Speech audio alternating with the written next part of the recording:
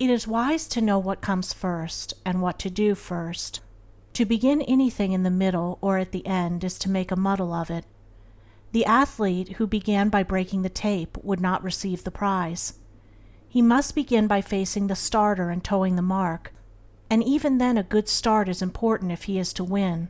The pupil does not begin with algebra and literature, but with counting and ABC. So in life, the businessmen who begin at the bottom achieve the more enduring success, and the religious men who reach the highest heights of spiritual knowledge and wisdom are they who have stooped to serve a patient apprenticeship to the humbler tasks, and have not scorned the common experiences of humanity or overlooked the lessons to be learned from them. The first things in a sound life, and therefore in a truly happy and successful life, are right principles. Without right principles to begin with, there will be wrong practices to follow with, and a bungled and wretched life to end with.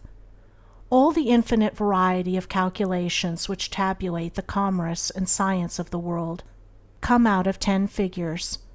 All the hundreds of thousands of books which constitute the literature of the world and perpetuate its thought and genius are built up from the 26 letters. The greatest astronomer cannot ignore the 10 simple figures. The profoundest man of genius cannot dispense with the 26 simple characters. The fundamentals of all things are few and simple, yet without them there is no knowledge and no achievement. The fundamentals, the basic principles, in life or true living are also few and simple, and to learn them thoroughly and study how to apply them to all the details of life is to avoid confusion and to secure a substantial foundation for the orderly building up of an invincible character and a permanent success. And to succeed in comprehending those principles in their innumerable ramifications in the labyrinth of conduct is to become a master of life. The first principles in life are principles of conduct. To name them is easy. As mere words they are on all men's lips, but as fixed sources of action, admitting of no compromise, few have learned them. In this short talk I will deal with 5 only of these principles. These 5 are amongst the simplest of the root principles of life, but they are also those that come nearest to the everyday life, for they touch the artisan, the businessman, the householder, the citizen at every point. No one of them can be dispensed with but at severe cost, and he who perfects himself in their application will rise superior to many of the troubles and failures of life, and will come into these springs and currents of thought which flow harmoniously toward the regions of enduring success. The first of these principles is duty. A much hackneyed word, I know, but it contains a rare jewel for him who will seek it by assiduous application. The principle of duty means strict adherence to one's own business, and just as strict non-interference in the business of others.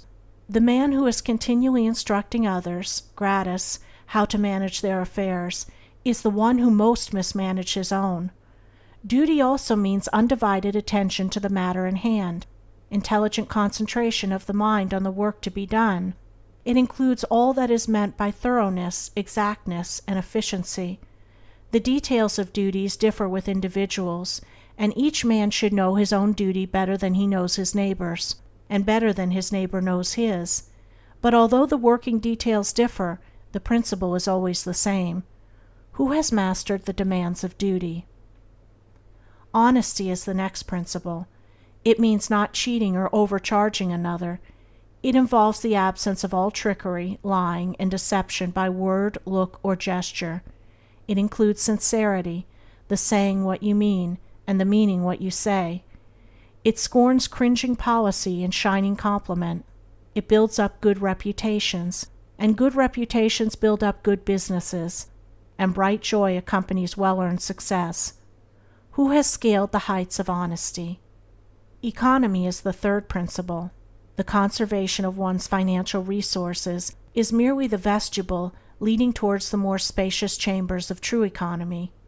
It means, as well, the husbanding of one's physical vitality and mental resources. It demands the conservation of energy by the avoidance of enervating self-indulgences and sensual habits. It holds for its followers strength, endurance, vigilance, and the capacity to achieve. It bestows great power on him who learns it well. Who has realized the supreme strength of economy? Liberality follows economy. It is not opposed to it. Only the man of economy can afford to be generous. The spendthrift, whether in money, vitality, or mental energy, wasted so much on his own miserable pleasures as to have none left to bestow upon others. The giving of money is the smallest part of liberality. There is the giving of thoughts and deeds and sympathy, the bestowing of goodwill, the being generous towards calumniators and opponents. It is a principle that begets a noble, far-reaching influence. It brings loving friends and staunch comrades, and is the foe of loneliness and despair. Who has measured the breadth of liberality? Self-control is the last of these 5 principles, yet the most important. Its neglect is the cause of vast misery, innumerable failures, and tens of thousands of financial, physical, and mental wrecks. Show me the businessman who loses his temper with a customer over some trivial matter, and I will show you a man who, by that condition of mind, is doomed to failure. If all men practiced even the initial stages of self-control, anger, with its consuming and destroying fire, would be unknown. The lessons of patience, purity, gentleness, kindness, and steadfastness, which are contained in the principle of self-control, are slowly learned by men, yet until they are truly learned, a man's character and success are uncertain and insecure. Where is the man who has perfected himself in self-control? Where he may be, he is a master indeed.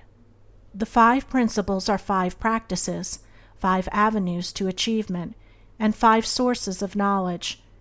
It is an old saying and a good rule that practice makes perfect, and he who would make his own wisdom, which is inherent in those principles, must not merely have them on his lips, they must be established in his heart. To know them and receive what they alone can bring, he must do them, and give them out in his actions. End of Chapter 1. Recording by Andrea Fiore.